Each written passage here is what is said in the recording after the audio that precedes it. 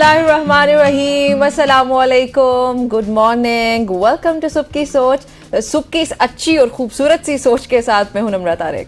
Good morning ji, welcome to सुबह की सोच और आपको खुश आमदीद कहते हैं। आप जहां पे भी इस वक्त हमें देख रहे हैं, हम उम्मीद करते हैं कि आप अच्छे से होंगे, सेहत आपकी ठीक होगी और खुशगवार मूड में आप हमें देख रहे होंगे, चाहे आप जहां पे भी हमें देख रहे हो। और सुबह की सोच का मकसद भी ये होता है कि आपके चेहरों पे हमने एक दफा फिर मुस्कुराहट लेकर आनी है, मुस्कुराहट लेके आनी है। और इससे पहले कि हम आगे बढ़ें, मैं निम्रा आपसे एक सवाल करना चाहता हूँ प्लीज। हर दिन में कोई ना कोई सवाल करता हूँ। ये बताइए कि कोल्ड शावर जो हम लेते हैं, मतलब प्राइम में जब गर्मी में आते हैं तो फिर तो लेते ही लेते हैं, सर्दियों में इसको लेना चाहिए नहीं लेना चाहिए? पर्सनली व्हाट आई बिलीव इसके लेना मुमकिन नहीं होता आपके लिए। तो ठंड इतनी ज्यादा होती है, मतलब गर्म पानी से भी बंदा 500 बार पहले सोचता है। लेकिन ऐसी तहकीकात मुझे ये बताइए कि ये सर्दियों के करीब क्यों आती हैं? अब सर्दियों के करीब मैं अभी बाहर बैठा हुआ था, मैंने एक फैक्ट पढ़ा। लोग वो चीज से पीछे हटना शुरू हो जाते हैं ना, अब ठंडे पानी से जल्दी जल्दी कोई भी नहीं नहाएगा, इसलिए रिसर्च जो होती है वो उनको गाइड करती है कि भाई for example cold shower is very healthy by the way. आप फर्म रहें, आप जो है वो रोज कोल्ड शावर लेके आए और इसके 9 फवायद हैं। 9 फवायद मैं आपको गिनवा देता हूँ। ये सबसे पहले आपका जो स्ट्रेस लेवल है उसको रिड्यूस करती है, उसके बाद आपका जो इम्यूनिटी सिस्टम है उसको बूस्ट करती है, फिर विल पावर को बड़ा स्ट्रॉन्ग करता है जो आपका कोल्ड शावर होता है। एग्जैक्टली।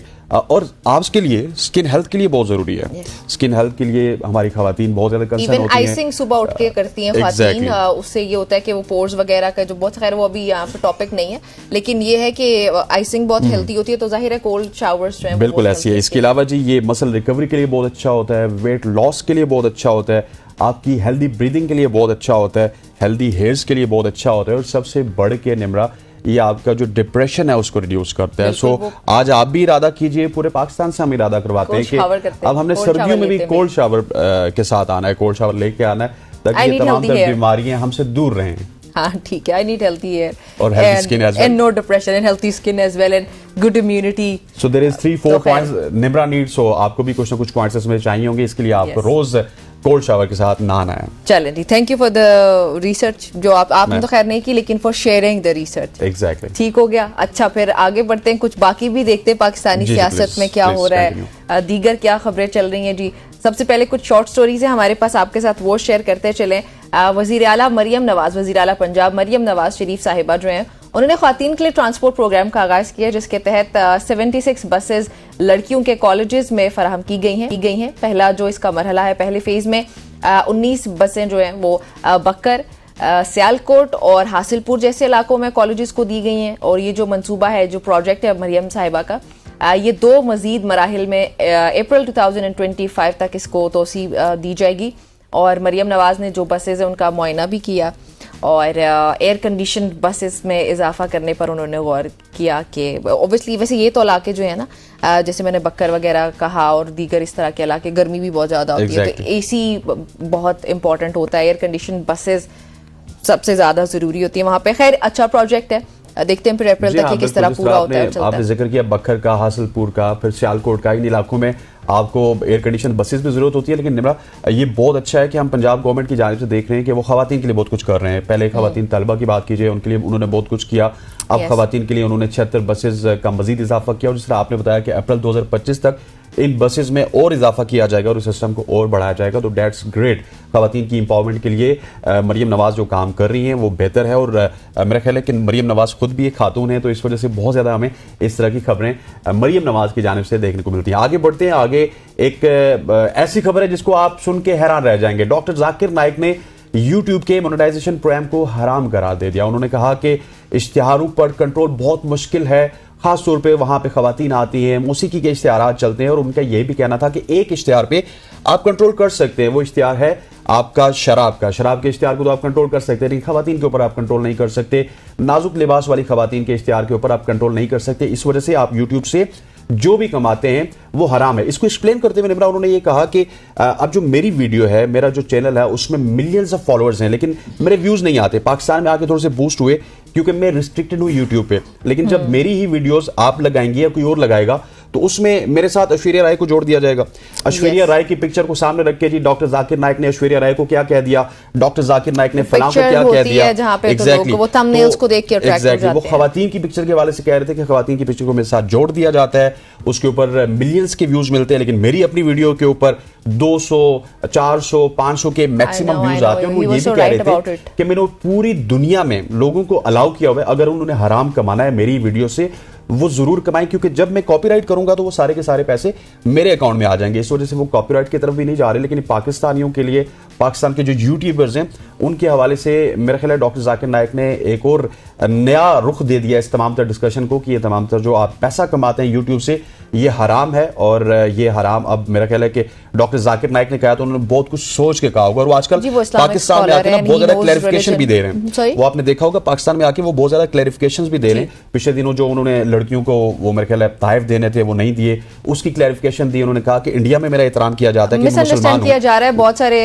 हमारे कम्युनिटी के जो लिबरल्स हैं या दीगर कुछ ऐसे लोग हैं उनकी जानिब से भी मुख्तलिफ किस्म की आरा हमारे सामने आ रही है, लेकिन we personally would not say anything, क्योंकि वो एक इस्लामिक स्कॉलर है और वो दीन की जब बात करते हैं तो ऑब्वियसली मुस्तनद बात करते हैं। बनता भी जी, मैं वही कह रही हूँ कि वो दीन जानते हैं, वो दीन जानते हैं। 12 लाख लोगों ने निमरा उनके हाथ में इस्लाम कबूल किया, और आप कैसे उनके हवाले से बात कर सकते हैं? मुस्तनद बात करते हैं। तो यहाँ पे जो हमारी सोसाइटी में उनको टारगेट किया जा रहा है इस वक्त कि किसने उनको बुलाया, वो स्टेट गेस्ट कैसे हैं, मेरे ख्याल में ये बहस तो बनती ही नहीं है। आप एक अपने लिबरलिज्म में आके एक इस्लामिक स्कॉलर, वो भी इतना मुस्तनद स्कॉलर जिसको अल्लाह ताला ने इतनी तौफीक दी कि वो इतने सारे लोगों को मुसलमान कर सके गैर मुस्लिम, उसको इस तरह टारगेट करना, और खास तौर पे जहां पे आपके मुल्क का नाम ही इस्लामी जमहूरिया पाकिस्तान है तो कोई इस्लाम की बात करते हैं आप उसको टारगेट करने लग गए। और जो अच्छा उनके जो पॉइंट्स उनको बड़ा ट्विस्ट करके घुमाया जा रहा है कि ख्वातीन के खिलाफ ये बात की है वो की है, हालांकि वो शायद किसी चीज की कोई एग्जांपल दे रहे हो, उसको वो छोटा सा क्लिप उठा के पूरी बात भी नहीं है, उसका कॉन्टेक्स्ट ही नहीं सामने आने देते हैं और उस वीडियो को मिसयूज करके आप गलत नैरेटिव फैला रहे। तो इससे प्लीज गुरेज करें। एक इस्लामिक स्कॉलर की बदनामी करके आपके लिबरलिज्म को सुकून नहीं मिल जाएगा, ये बहुत गलत तरफ जा रहे हैं। एक और इफ़त उमर साहिबा जो है पाकिस्तान की एक्ट्रेस, उनको भी ऑब्वियसली बनता है उनका, वैसे तो डॉक्टर जाकिर नाइक को उन्होंने बहुत खुद पसंद करार दे दिया। डॉक्टर जाकिर नाइक ने कराची में एक सवाल और जवाब के सेशन में वैसे PIA की इजाफी बैगेज, आपने वो वीडियो जरूर देखी होगी, वायरल है, बैगेज फीस के बारे में उन्होंने बात की है। तो नाइक ने पाकिस्तान में मिलने वाले सलूक का मुआवजा भारत से किया, जिस पर इफ़त उमर की तनकीद सामने आई और उन्होंने कहा कि डॉक्टर जाकिर नाइक की राय ने पाकिस्तानियों के जज्बात को ठेस पहुंचाई है, और ये इस वक्त काफी बहस बनी हुई है सोशल मीडिया पे। बड़ा अनफॉर्चुनेट। आप देखिए ना, इफ़त उमर जब डॉक्टर जाकिर नाइक के ऊपर बात करेंगी तो ये बड़ा ही अनफॉर्चुनेट होगा। और फिर आपने जो पॉइंट रेज किया था पिछले डिस्कशन में कि वो अब गवर्नमेंट ऑफ पाकिस्तान से सवाल कर रही है कि आपने डॉक्टर जाकिर नाइक को क्यों बुलाया। डॉक्टर जाकिर नाइक 28 रोजा दौरे पे इस्लामी जमहूरिया पाकिस्तान इसलिए बुलाया, एग्जैक्टली, और 28 रोजा दौरे में वो पाकिस्तान में, पूरी दुनिया की नजर पाकिस्तान पे, और पाकिस्तान की जो पॉजिटिव इमेज है वो पूरी दुनिया पे पहुंचा रहे हैं। और वो पाकिस्तान आके बड़े खुश भी हैं, मजहबी रहनुमाओं से मिल रहे हैं, कराची में उनके खिताबात जारी हैं, इसके बाद लाहौर में होंगे, फिर इस्लामाबाद में होंगे। लेकिन अनफॉर्चुनेट है, कल भी आप दिखा रही थी एक स्टोरी हमारी एक एंकर की, मैं उनका नाम नहीं लेना चाहूंगा, वो बहुत ज्यादा तनकीद करती हुई हमें नजर आई जाकिर नाइक के ऊपर। तो लिबरल जो हमारा सेक्टर है वो इस वक्त तनकीद कर रहा है डॉक्टर जाकिर नाइक के ऊपर, कुछ करने को नहीं है ना, क्योंकि बेजा तनकीद है, क्योंकि खातीन के राइट्स की बात डॉक्टर जाकिर नाइक जो इस्लाम के मुताबिक कर सकते हैं, आई डोंट थिंक सो कि वो औरत मार्च वाली ही कम्युनिटी कर सकती है। डॉक्टर बोल रही हूँ इफ़त साहिबा तो हमें वैसे काफी एक्टिव दिखाई देती है व्हेन इट कम्स टू औरत मार्च एंड वुमेन राइट्स। तो फिर इस्लाम से बेहतर राइट्स कहाँ पे? And when somebody is talking about religion, वो इस्लाम को प्रीच कर रहा है, तो मेरा नहीं ख्याल कि उससे बेहतर राइट्स को कोई जानता होगा, और वो मुस्तनद राइट्स को जानता होगा। बाय द वे वो किसी वेस्टर्न एजेंडा का पार्ट भी नहीं होगा, वो कोई गलत चीज मुआशरे में इंट्रोड्यूस भी नहीं करा रहा होगा, वो वही कर रहा होगा जो अल्लाह और उसके नबी ने हमें करने का कहा है। तो डॉक्टर जाकिर नाइक के साथ इस वक्त जो लिबरल कम्युनिटी पाकिस्तान में कर रही है, हम उसको कंडेम करते हैं, हम उसको बिल्कुल सपोर्ट नहीं करते, और आपको भी ये अवेयरनेस दे रहे हैं इस वक्त। ये वीडियो जो आप लोग जरूर देखेंगे, हमारा ये शो इस वक्त आप देख रहे हैं, तो यहाँ पे ये कहने का मकसद ये है कि आप ट्रोल कैसे कर सकते हैं ये किसी इस्लामिक स्कॉलर को। आप आप अगर नहीं भी रखते हैं, आपके ओपिनियंस अलग है, तो just keep them with you. आप पब्लिक प्लेटफॉर्म्स पे जहां पे आपके पास इतना इन्फ्लुएंस अथॉरिटी है, आप वहां पे आके स्टेट लेवल पे जाके किसी बंदे को इस तरह डिसरिस्पेक्ट कर रहे हैं, देन यू से कि आप बहुत ह्यूमन राइट्स का ख्याल रखते हैं। बिल्कुल ऐसी है, 100% ये थोड़ा शॉकिंग है मेरे लिए। 100% एग्रीड विद निमरा। और पाकिस्तानियों में मेरा ख्याल है कि इस वक्त अगर 24 करोड़ पाकिस्तानी है तो 23 करोड़ 50 लाख पाकिस्तानियों की नुमाइंदगी निम्रा ने की है। कोई 50 लाख ऐसे होंगे जो लिबरल कम्युनिटी के साथ होंगे, लेकिन निम्रा जिस तरह आपने कहा, मैं बिल्कुल आपसे एग्री करता हूँ। डॉक्टर जाकिर नाइक हमारे मेहमान है, हमको तो उनको सर पे बैठाना चाहिए। आगे बढ़ते हैं जी, अगली खबर आपको देते हैं। अगली खबर बड़ी जबरदस्त खबर है, क्योंकि पाकिस्तान से खबर है। कराची के 25 साल साइबर सिक्योरिटी माहिर उसामा सलीम ने नासा के हॉल ऑफ फेम में शानदार कारकर्दगी की बदौलत जगह बना लिया। 3 साल की मुख्तसर मुद्दत में उन्होंने हसास डाटा की हिफाजत के लिए अहम सिक्योरिटी खामियों की तलाश की और national university of science and technology से मास्टर डिग्री हासिल करने के बाद उनके पास 20 से ज्यादा सर्टिफिकेट भी हैं। माइक्रोसॉफ्ट की जानिब से 2023 और 2024 में सेंट्रल ब्लैक बेल्ट के एजाज से नवाजा जाने वाला पाकिस्तान की आईटी की दुनिया का एक बहुत बड़ा नाम है और साइबर सिक्योरिटी माहिरीन के लिए एक मिसाल बनते जा रहे हैं। और जब से ये मेरे ख्याल है कि आईटी की दुनिया में हम आगे आए, तो मेरे ख्याल है कि इस तरह के लोग हमारी आईटी के लिए, हमारी एआई के लिए बहुत ज्यादा रोशन सितारे हैं, क्योंकि हमने आईटी की दुनिया में अब आगे आना है और भारत को हमने मेरा ख्याल है कि आईटी में भी शिकस्त देनी है, जिस तरह हम इससे पहले देते आ रहे हैं। लेकिन पाकिस्तान को बहुत सारे शोबों में आगे जाने की जरूरत है। आईटी हो गया या दीगर शोबे, हमारे जो नेबरिंग कंट्रीज हैं वो बड़ा अच्छा काम कर रहे हैं हर एक शोबे में। तो पाकिस्तान थोड़ा सा पीछे कहीं पे है, हम डिस्करेज नहीं कर रहे, लेकिन ये है कि हमें गियर अप होना पड़ेगा। हाँ, इस तरह की न्यूज आनी चाहिए। अच्छी खबर है, अच्छी खबर है। एक और भी अच्छी खबर है, एक और अच्छी खबर है, एक और अच्छी खबर है, वो भी मैं ही पढ़ देता हूँ, मैं ही बता देता हूँ, मैं ही सबको उससे आगाह कर देता हूँ। पाकिस्तान की मैविश अली ने स्वीडन में नॉर्डिक जूनियर ओपन चैंपियनशिप जीत ली। अच्छा, नॉर्डिक जूनियर ओपन चैंपियनशिप क्या होती है? यूरोप के जितने भी मुल्क है, जो नॉर्थ के मुल्क है, नॉर्दर्न साइड पे लगते हैं, उनकी जो चैंपियनशिप होती है उसको नॉर्डिक जूनियर चैंपियनशिप कहते हैं। उन्होंने फाइनल में फ्रांस की हरीफ को 5-11, 7-11 और 12-10 से शिकस्त दी। और मैविश का जो शानदार सफर है, जहां उन्होंने नॉर्वे के वर्ल्डे और डेनमार्क की कैमेला थॉम्स को 3-0 से हराकर क्वार्टर फाइनल में अपनी बहन मानूर अली को भी शिकस्त देकर फाइनल तक रसाई हासिल की थी। इसके अलावा उन्होंने ये हमारे शो पे अक्सर आती रहती हैं एग्जैक्टली। और आज एक और हमारे शो में आने वाली खबर भी है, और डेनिश जूनियर ओपन में कांसी का तमगा भी हासिल किया था, जिसे वो पाकिस्तान की स्क्वॉश की उभरती हुई स्टार बन चुकी है। मैं भी आपको बहुत ज्यादा मुबारक हो, आप बहुत दूर हैं, आपने बहुत दूर जाके पाकिस्तान का नाम रोशन किया। पाकिस्तानी इस वक्त आप पे फख्र कर रहे हैं। बिल्कुल जी, ये एक अच्छी खबर थी खेलों के शोबे से। Exactly. आगे बढ़ते एक और स्टोरी है मेरे पास। बेनजीर तालीमी वज़ाइफ मंसूबा जो है वो पाकिस्तान में तालीम तक रसाई आसान बनाने के लिए जनवरी 2025 से वज़ाइफ में इजाफा कर रहा है। थोड़ी अच्छी सी खबर हो गई। ये प्रोग्राम जो है वो 6 मिलियन से ज्यादा तलबा की मदद करेगा। हसनैन, ये मेरे ख्याल में बहुत बड़ा नंबर है, मतलब बेहतर है कि चले। बिल्कुल 60 लाख। और जो ज़रूरतमंद ख़ानदान है उसमें इसका जो मकसद है वो ये कि उनको तालीम हासिल करना आसान हो सके। जो वालिदैन है वो प्राइमरी तालीम के लिए 2000 रुपये, अगर सेकेंडरी है तो उसके लिए 3000 रुपये, और हायर सेकेंडरी के लिए 3500 रुपये दिए जाएंगे। और इसके अलावा जो बच्चे हैं, बच्चों के प्राइमरी तालीम मुकम्मल करने पर 3000 रुपये भी मिलेंगे।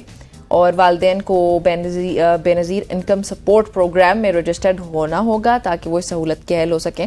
कहने को तो 2-3 हज़ार रुपये कुछ भी नहीं है, लेकिन ये है कि चलें फिर भी something is better than nothing. Pakistani government कहीं पे कुछ तो कर रही है। मेरा ख्याल है कि बेनजीर इनकम सपोर्ट प्रोग्राम हम काफी अरसे से देख रहे हैं। जब से बेनजीर शहीद हुई थी उसके बाद से ये प्रोग्राम इंप्लीमेंट हुआ था। उस जमाने में जब 2000 मिलता था, 2000 बहुत ज्यादा लगता था टू बी ऑनेस्ट स्पीकिंग, लेकिन अब 2000 हो गया, 3000 हो गया, शायद उसकी वो वैल्यू नहीं रही, लेकिन फिर भी 60 लाख लोग कहीं ना कहीं से मुस्तफीद होंगे। जो लोग गुर्बत की शरह से बहुत ज्यादा नीचे है ना निम्रा, उनको जब इस तरह का हेल्प आउट मिलता है तो उनके लिए 3000 4000 भी बहुत ज्यादा मायने रखता है।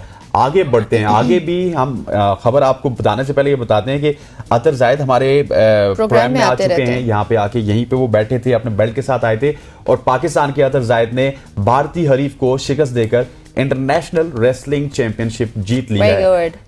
और यहीं पे हमारे प्रोग्राम में वो बैठ के कह के गए थे कि मैं भारत जा रहा हूं, बल्कि न्यूट्रल वेन्यू की बात कर रहे थे, वहां पे जा रहा हूं, वहां पे जाके भारतीय रेसलर को शिकस्त दूंगा। अगर बात की जाए तो उन्होंने भारतीय रेसलर सिंघम दुबे को शिकस्त देकर कामयाबी हासिल की। अतर ने अपनी महारत और अज़म का मुजाहरा करते हुए इस अज़म का इजहार किया, और उन्होंने कहा कि आगे भी जाके वो अपनी फतवात से पाकिस्तान के जो 25 करोड़ अवाम है उनका नाम रोशन करेंगे, और मैं बैनुल अक़वामी चैंपियनशिप का टाइटल घर लेके आ रहा हूं। अतर जायद की कामयाबी उनकी पहली फाइट और डाइट चैंपियनशिप में फतह के बाद मुमकिन हुई। साबिक WWE स्टार की तरबियत की बदौलत उन्होंने ये कामयाबी हासिल की और इस कामयाबी को पाकिस्तान के नाम किया। अरे वाह! और मेरे ख्याल में अतर को फिर बुला लेना चाहिए अपने शो पे, उनको इंटरव्यू करते हैं, देखते हैं कि उन्होंने ये जो कंपटीशन है वो आएंगे भी बल्कि हमारे शो Exactly. पे। So I am excited this time. लेकिन चलें, अतर को तो हम बुलाएंगे ही बुलाएंगे, उससे आपकी मुलाकात करवाएंगे और जानेंगे कि उनका ये वाला जो कंपटीशन है भारतीय हरीफ के खिलाफ कैसा रहा। मेरे ख्याल में तो बहुत ही बेहतरीन रहा। Exactly. लेकिन एक अभी गाना सुन लेते हैं, मेरे ख्याल में एक गाना है बड़े मजेदार किस्म का, वो मिलके सुनते हैं। הוא יברך את חיילי צבא ההגנה לישראל העומדים על משמר ארצנו चलें जी, ये गाना है जी, मिस्री कॉमेडियन है बासिम राफित, मोहम्मद यूसुफ इनका नाम है और सुडानी फिल्म मेकर है एक अमजद अल नूर। उन्होंने इसराइली वजीर आजम नेतन्याहू के लिए ये गाना बनाया है, जिसमें उन्होंने जो है उनके खिलाफ एक गाना बनाया और इस गाने का नाम जो है वो है नेतन्याहू का ट्रायल। और इंटरनेट पे इस वक्त ये वायरल गाना है। गाने में नेतन्याहू को आलमी जराइम अदालत में जंगी जराइम के इल्जामात का सामना करते हुए दिखाया गया। अदालत में मौजूद जो अफराद हैं वो फ्री गजा, फ्री फलस्तीन के बैनर्स उठाए खड़े हैं, जबकि नेतन्याहू खामोशी से बैठे हैं। और वीडियो में बैठे हैं, क्यों बोल रही हूँ मैं इतनी इज्जत से वैसे। और जो इसमें अमरीकी अदालत है पैसों और ताकत का इस्तेमाल करते हुए नेतन्याहू की हिमायत करती हुई दिखाई गई है। और जो गाने की बुनियादी वजह बनी वायरल होने की भी ये जो तख्लीक है, कॉम्पोजिशन नेतन्याहू के इंसानी हुकूक की खिलाफ वर्जियों पर एक बहुत बड़ा सवाल है। और देखें आप कितने मजे के इन्होंने ना वो उसको किया है, जो फिल्म साज है, हाँ फिल्म साज जो है उसने बड़े क्रिएटिवली बड़े खूबसूरत अंदाज में उसको बनाया। नेतन्याहू आपको बिल्कुल ढिठाई के साथ बैठा दिखाई दे रहा है, जहाँ पे लोग बिल्कुल ऐसे ही शोर कर रहे हैं कि भाई आपने जब ये स्टोरी बता दी तो उसके बाद अगली स्टोरी बिल्कुल हम नहीं बताएंगे, उसके लिए इंतजार करना पड़ेगा। इतनी खूबसूरत स्टोरी आपने बता दी। यहाँ पर वक्त हो जाता है एक शॉर्ट सी कमर्शियल ब्रेक, आप ब्रेक लेते हैं, वापस आते हैं। Stay with us.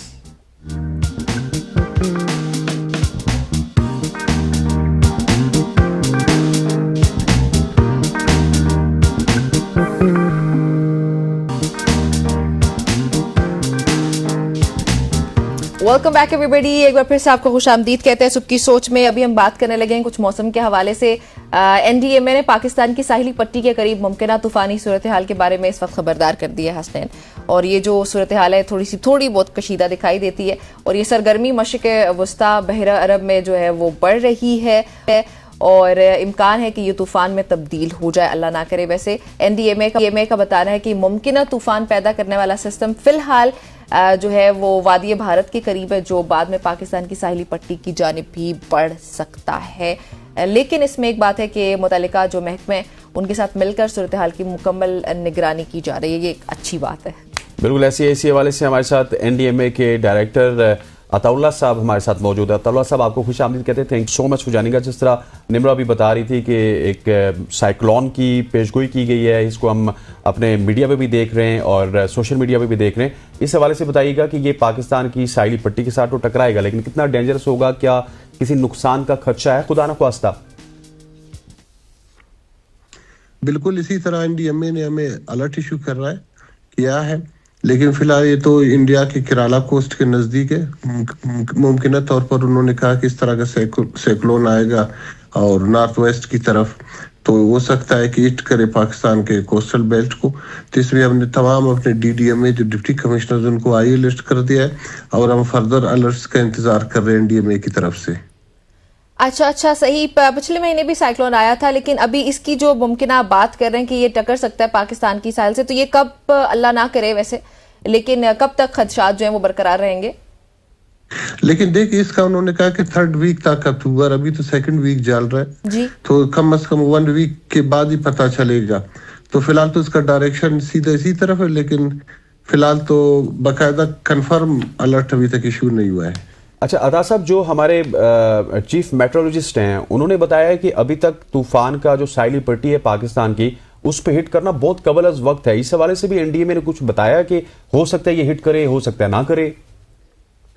एनडीएमए ने सिर्फ इतना कहा कि मुमकिन तौर पर, अभी तक कंफर्म नहीं हुआ है, हो सकता है कि मुमकिन तौर पर आ जाए, लेकिन 4-5 दिन के बाद फिर कंफर्म पता चलेगा। ठीक हो गया। ठीक हो गया। और ये भी बताइएगा कि आपके इकदामात कैसे हैं, आप प्रिपेयर कैसे हैं, खुदा न खास्ता अगर ये हिट कर जाता है तो उसके बाद हमने अक्सर देखा है जब भी कोई साइक्लोन आता है, कोई समुद्री तूफान आता है तो उसके बाद हमारी जो तैयारी है उसके बाद शुरू होती है। इस दफ़ा आप पहले से तैयार हैं?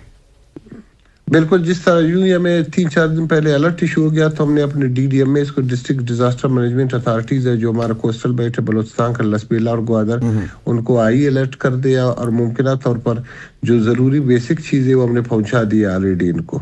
अच्छा, अवाम क्या इकदाम कर सकते हैं इसमें? बिल्कुल, जब कंफर्म हो जाएगा तो साहिल इलाकों के नजदीक विलेजेस या शहर है उनके आवाम को एवोकेशन करना पड़ेगा ताकि वो सेफ प्लेस पे चले जाए। अच्छा, इनखला के लिए कोई इकदाम किए गए? अगर जो आप बता रहे हैं ना इनखला करके वो कहाँ जाएंगे, उसके लिए कोई अरेंजमेंट्स? बिल्कुल, हर जगह में डिप्टी कमिश्नर्स ने वहाँ निशानदेही की है। जो हमारा मानसून कंटीजेंसी प्लान होता है सालाना, तो उसमें बाकायदा सेफ प्लेसेस की निशानदेही की है। यूँ इस तरह का सिचुएशन होगी तो मुकामी आबादी को सेफ प्लेसेस पे शिफ्ट करेंगे। अच्छा अताउल्लाह साहब, मुझे ये बताइएगा कि कोई ऐसे एरियाज भी आइडेंटिफाई हुए हैं कि जहाँ पे ये हिट कर सकते हैं, मतलब कौन सी समुद्री पट्टी को हिट करेंगे, कौन से एरियाज ज्यादा इसकी जद में आ सकते हैं, उनके करीब आबादी की क्या सूरत हाल है? देखिए, बलूचिस्तान में जितने साइक्लोन आए पास्ट में उन्होंने ज्यादातर ग्वादर डिस्ट्रिक्ट को हिट किया, लसबेला डिस्ट्रिक्ट को बहुत कम साइक्लोन हिट किया, जिसमें खास तौर पर ग्वादर शहर के कुछ एरिया और इसके अलावा जो केटी बंदर वगैरह उनको हमेशा हिट किया है। ठीक हो गया। और ये जो जिन इलाकों के आप नाम ले रहे हैं जहाँ पे ये बंदरगाहों को हिट करते हैं, लसबेला हो गया, गवादर हो गया, उनके करीब की एक्टिविटी हमें बताइएगा कि वहाँ पे कितनी आबादी इस वक्त मौजूद है? इस वक्त इनके करीब तकरीबन 30 से 40 हजार की आबादी करीब है। ठीक हो गया। और उनके इनखला के लिए भी फिर बंदोबस्त करना होगा आपको? बिल्कुल, इसी तरह हमने DDMA को आई अलर्ट इशू कर दिया है। अगर ऐसी सिचुएशन हो गया तो बाकायदा उनको शिफ्ट करना पड़ेगा। और ये पहले से इंतजाम कर चुके ना आप, क्योंकि हमने अक्सर ये होते हुए देखा है कि जब चीज़ें हो जाती हैं उसके बाद आके फिर इकदाम होते हैं और फिर उस मीनवाइल अताउल्लाह साहब ये तो ऑनेस्टली बताना होगा हमें भी आपको भी कि बहुत ज़्यादा नुकसान हो जाते हैं जब साइक्लोन आ जाए और उसके बाद इकदाम किए जाएँ। तो देखो, साइक्लोन एक कुदरती डिजास्टर है, साइक्लोन आता है, नुकसानात होते हैं, लेकिन हमने ये कोशिश करना है कि नुकसानात कम से कम हो। यानी लोगों को पहले से उनको शिफ्ट करना चाहिए, जो उनकी प्रॉपर्टी वगैरह है उनके लिए बंदोबस्त करना चाहिए, उनके लिए खाने पीने की चीज़ें बंदोबस्त करना चाहिए और जितना जल्दी हो सके कि हम ज़्यादा से ज़्यादा तैयारी करें ताकि हमारे नुकसानात कम से कम हो। ठीक हो गया। अताउल्लाह साहब, बहुत शुक्रिया आपका हमें ज्वाइन करने के लिए और अपडेट करने के लिए। नाज़रीन, ये सूरत हाल है साइक्लोन के हवाले से और जो साहिल के करीब रहने वाले लोग हैं उनके लिए ये हिदायत जारी की गई हैं कि वो इनखला की तरफ बढ़ें, उसके लिए इंतजाम कर रही है हुकूमत। और उसके अलावा गैर ज़रूरी तौर पर वैसे भी साहिल के करीब जाने से जो है ख़ास तौर पर इन दिनों में गुरेज करनी चाहिए। यहाँ पर हम शामिल करने लगे एक ब्रेक, हमारे साथ ही रहिएगा।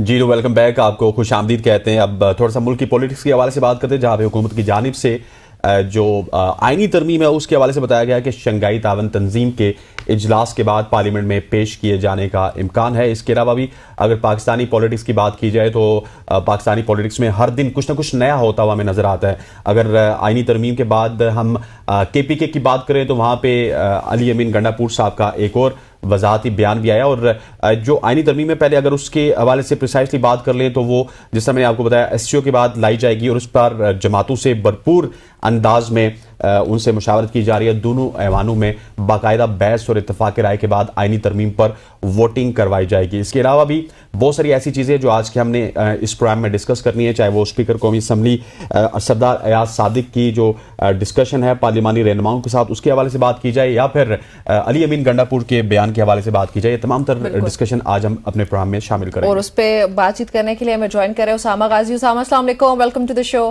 वालेकुम सलाम, बहुत शुक्रिया जी। उसामा, सबसे पहले तो ये बताइएगा कि हम तो सुन रहे हैं अब बड़े बावसूख जराए से कि आईनी तरमीम फौरी तौर पे आने लगी है SCO इजलास के बाद।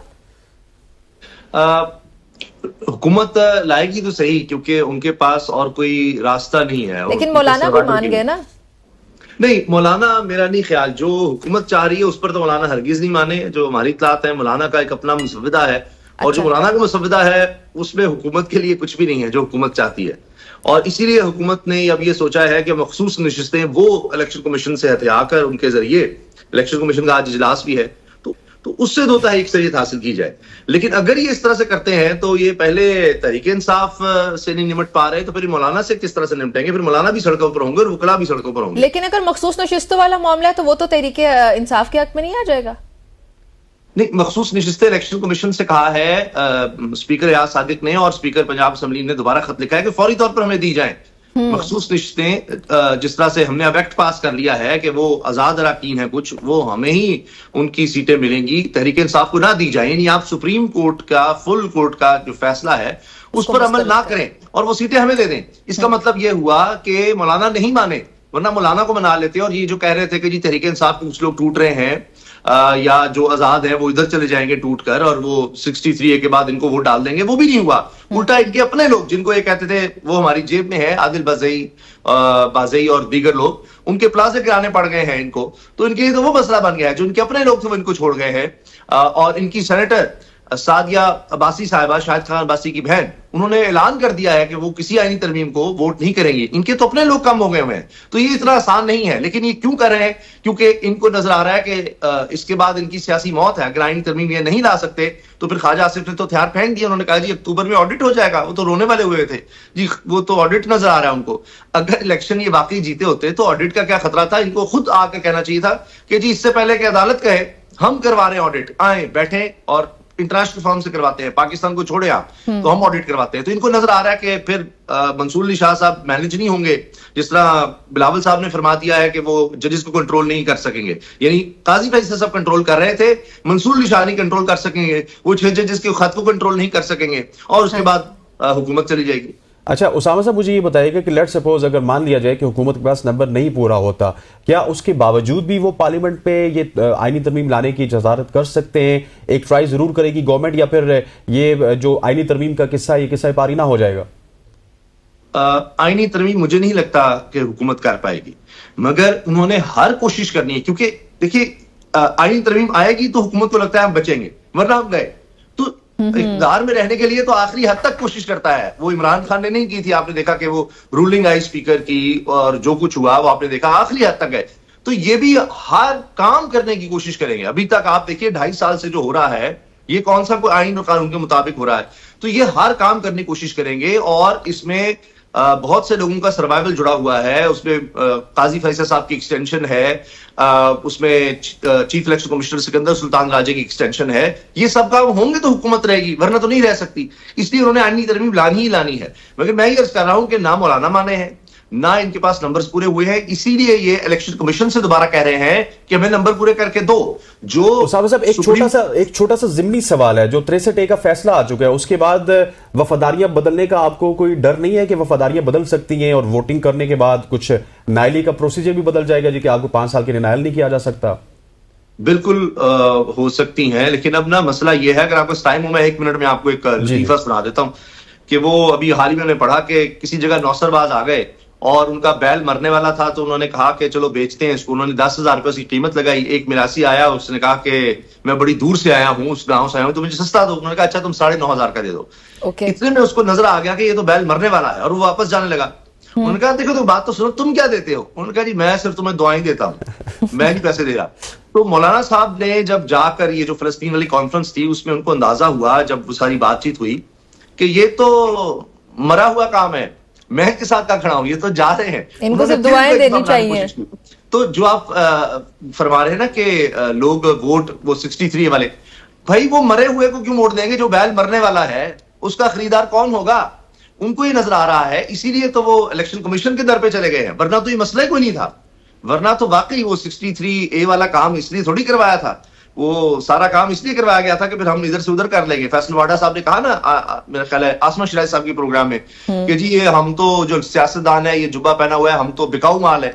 उन्होंने कहा आप ये क्या बात कर रहे हो? हाँ जी, ये नोट और वोट का ताल्लुक है। तो वो उनके ख्याल था, उनके जेब में है, लेकिन वही बात है कि वो बैल जो मरने वाला है उसको कौन खरीदेगा? क्यों जाएंगे अब? तो उनको कहानी खत्म होती नजर आ रही है। तो इलेक्शन कमीशन से कह रहे हैं कि तहरीक इंसाफ की मखसूस नशिस्तें हमें दो, उसके जरिए हम 2/3 अक्सरियत पूरी कर लेंगे और फिर हम जनाब वोट कर लेंगे। कोई इतना आसान है? सुप्रीम कोर्ट का फैसला आ चुका है, अब कहां से इलेक्शन कमीशन उधर देगा? वो तौहीन अदालत करेगा, फिर इनका ख्याल है हम ले आएंगे, नोटिफिकेशन कर देंगे और सेनेट भी पूरे हो जाएंगे, कर लेंगे। मुझे होता नजर नहीं आ रहा, लेकिन करना तो है, क्योंकि क्या इमरान खान सबको नजर आ रहा था कि गवर्नमेंट जा रही है, लेकिन उन्होंने भी तो वो रूलिंग पास करवाई थी, तो लिहाजा जब हुकूमत जा रही है तो उन्होंने हाथ पांव तो मारने हैं।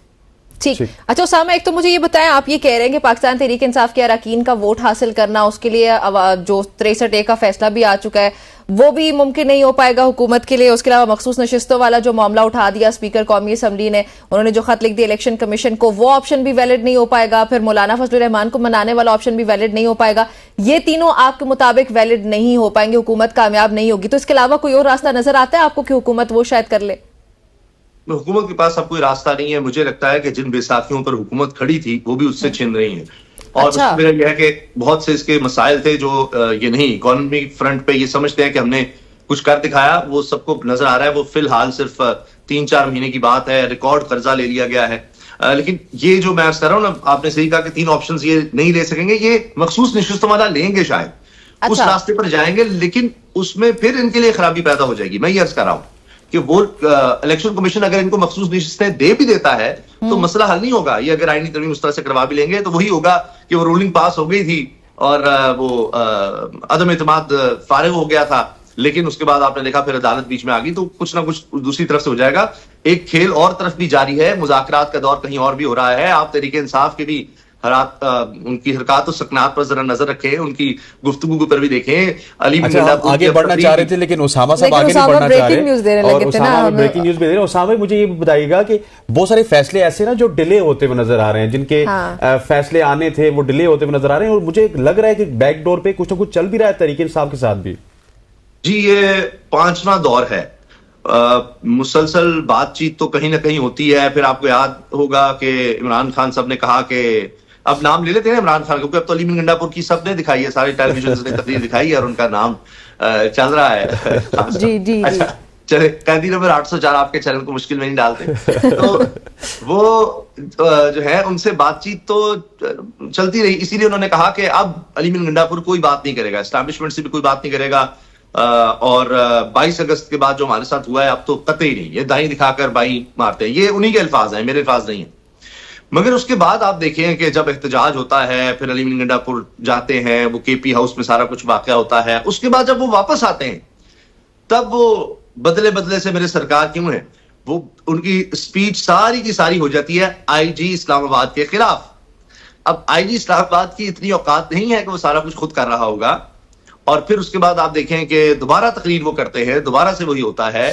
अगर अकेले वो फर्ज कीजिए, अगर कहते हैं जी ओहो अली मीन गंडापुर साहब तो बिल्कुल दोनों तरफ खेल गए, फलां हो गया, तो बैरिस्टर गौहर को क्या हो गया है, वो भी केपी में उनसे मिलकर आए थे। फिर बाकी लीडरशिप जो है, सियासी कमेटी जिसके कुछ रुकन बाहर भी हैं मुल्क से, उनको क्या है, उनका क्या मसला है, वो सामने आ जाए, वो कोई बयान दे दें। जबकि इनका पहले जब बैरिस्टर गौहर से राब्ता हुआ था, ये एहतजाज के दौरान ही, अभी स्टार्ट ही हुआ था एहतजाज, बैरिस्टर गौहर से राब्ता हुआ, इनकी सियासी कमेटी का इजलास हुआ, उसमें बाहर से भी लोग शामिल थे, और बड़ा सख्त मौके अपनाया कि नहीं हम किसी से बात नहीं करेंगे। खबरदार कोई इमरान खान के पास गया कोई बात लेकर, और पता नहीं उनको समझाने, वो जिस आजम स्वाति गए थे और फिर जो हमारा जलसा था मुलतवी हो गया 22 का, तो वो नहीं काम करना। फिर कुछ हुआ और फिर डायरेक्ट, क्योंकि पहले वक्त से गंडापुर साहब कह रहे थे कि जी जो बात करनी है वो कैदी नंबर 804 से करें, वो बानी तरीके इंसाफ से करें, जो बात करनी वहां करे वाले। फिर वो वहां बात हो गई और उसके बाद चीजें इस तरह से हो गई।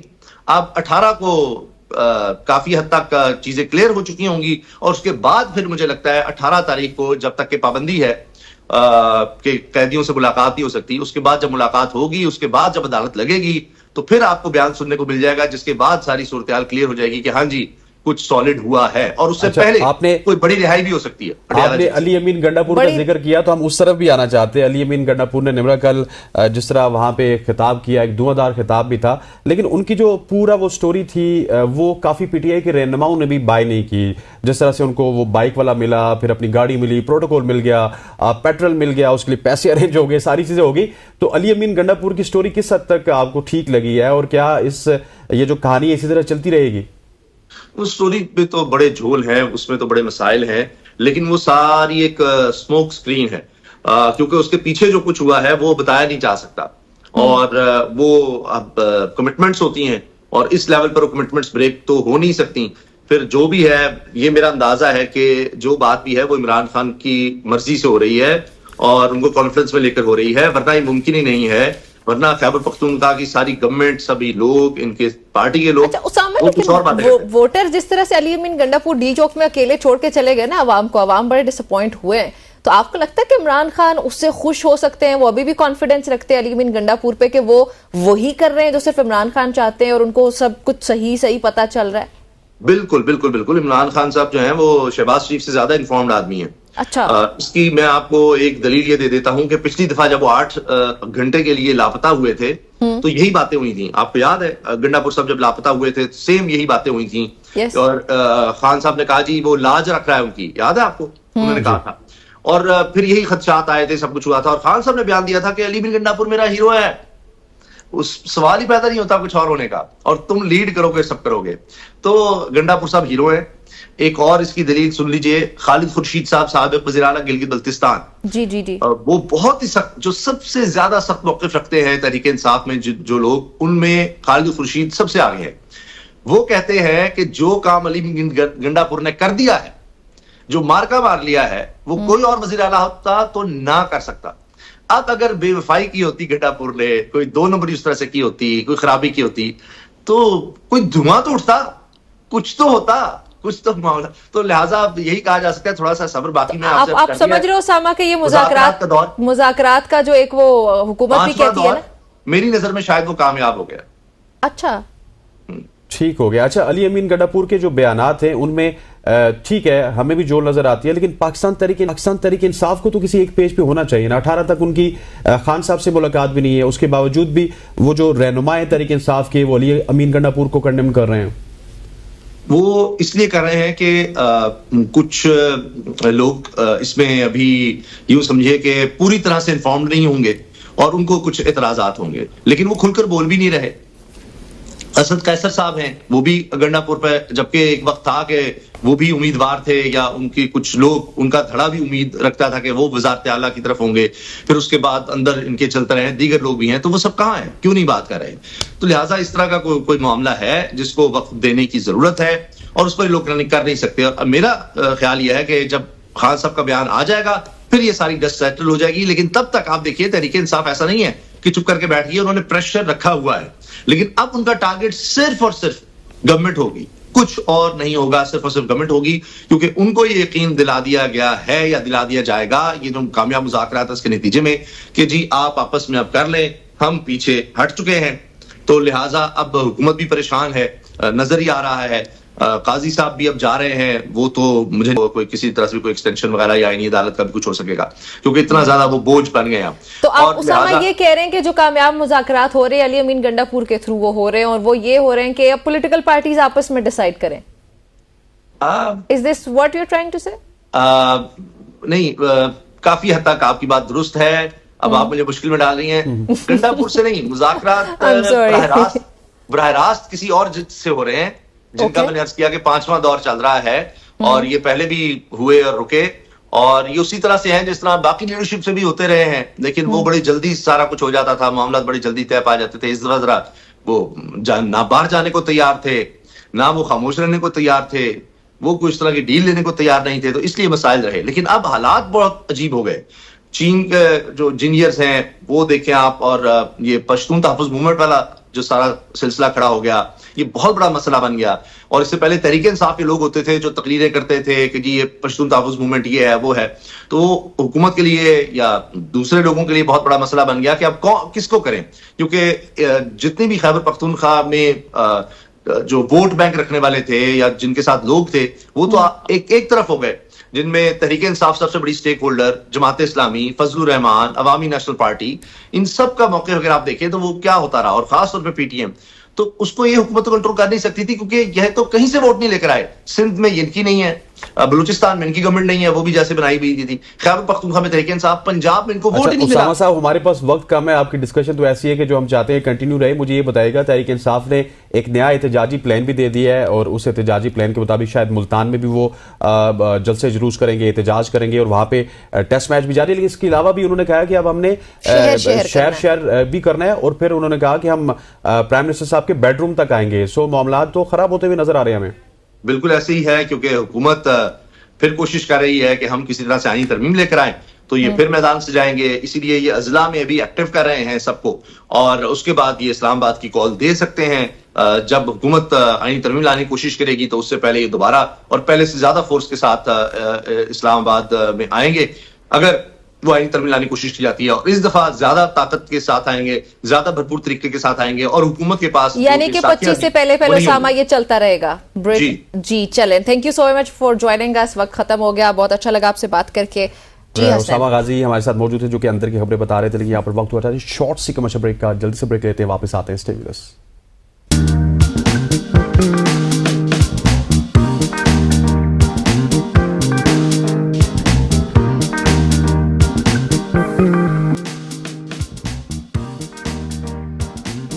Welcome back to show. अब हम बात करेंगे कराटों की। वैसे तो कराटे हमारी कल केपी की असेंबली में भी चले हैं, लेकिन आज किसी और कराटे की बात करते हैं। बात करेंगे पाकिस्तानी खवातीन की जो कि मार्शल आर्ट्स की खिलाड़ी हैं, जिन्होंने अपनी मेहनत और जज्बे के बलबूते पर ईरान में होने वाली एशियन चैंपियनशिप में तीसरी पोजीशन हासिल की है। राजा खालिद जंजुआ की क़यादत में ये टीम न सिर्फ मुल्क बल्कि बैनुल-अक़वामी सतह पर पाकिस्तान का नाम रोशन कर रही है। दिलचस्प बात यह है कि बगैर किसी हुकूमती सरपरस्ती के खिलाड़ी अपनी सलाहियतों का लोहा मनवा रहे हैं। क्या हुकूमत की मदद से ये टीम टूर्नामेंट्स में और कामयाबी हासिल कर सकती है, झंडे गाड़ सकती है? इसी हवाले से जानेंगे उन्हीं की ज़बानी जो हमारे साथ मौजूद है। इस वक्त अगर बात की जाए तो हमारे साथ मौजूद हैं लाइबा रब नवाज। लाइबा, आपको खुशामदीद कहते हैं, thank you so much for joining us. सबसे पहले तो एबीएन न्यूज़ की जानिब से, पूरे पाकिस्तान की जानिब से आपको मुबारक हो। अपनी इस जर्नी के हवाले से बताइएगा, और आपने एक बहुत बड़ा कारनामा सर अंजाम दिया है। इस कामयाबी के पीछे किन किन लोगों का हाथ था, कितनी ज़्यादा एफर्ट्स किया आपने? वालेकुम सलाम, thank you so much. Asian championship हमारी ईरान में हुई थी, सो डिवीजन की फर्स्ट एशियन चैंपियनशिप थी जिसमें सारे एशियन कंट्रीज पार्टिसिपेटेड थे। उसमें पाकिस्तान की ओवरऑल हम लोग 9 प्लेयर्स थे टोटल, जिसमें ज़्यादातर फीमेल्स थी, एक मेल प्लेयर था हमारा, और पूरी फीमेल्स की टीम थी। और ओवरऑल पाकिस्तान की इसमें 3rd पोजीशन आई थी।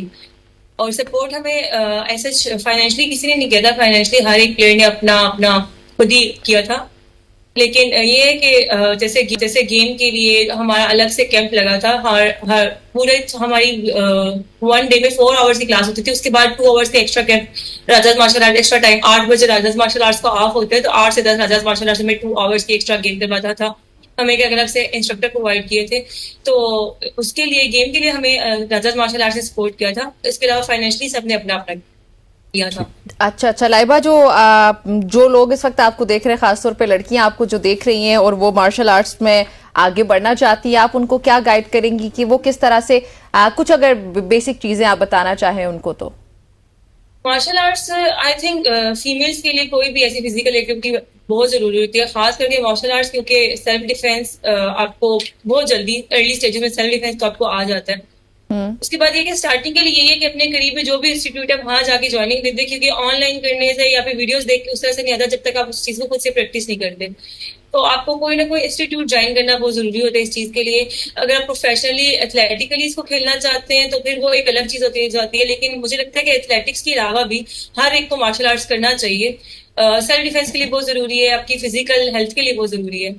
ठीक हो गया। अच्छा, अगर सिर्फ खवातीन की बात की जाए तो हम अक्सर खवातीन से ये पॉइंट तो ज़रूर डिस्कस करते हैं कि खवातीन किसी भी फील्ड में उनको मुश्किलात का सामना करना पड़ता है, लेकिन स्पेशली जो कराटे हैं, जोडो कराटे हो गए, इस तरह की चीज़ें होगी, उनमें तो बहुत ज़्यादा उनका लंबा हो जाता है, और हमारी जो सोसाइटी है अनफॉर्चुनेटली हम उनको एक्सेप्ट नहीं करते। आपके साथ कुछ इस तरह की मुश्किलात पेश आई इनिशियली?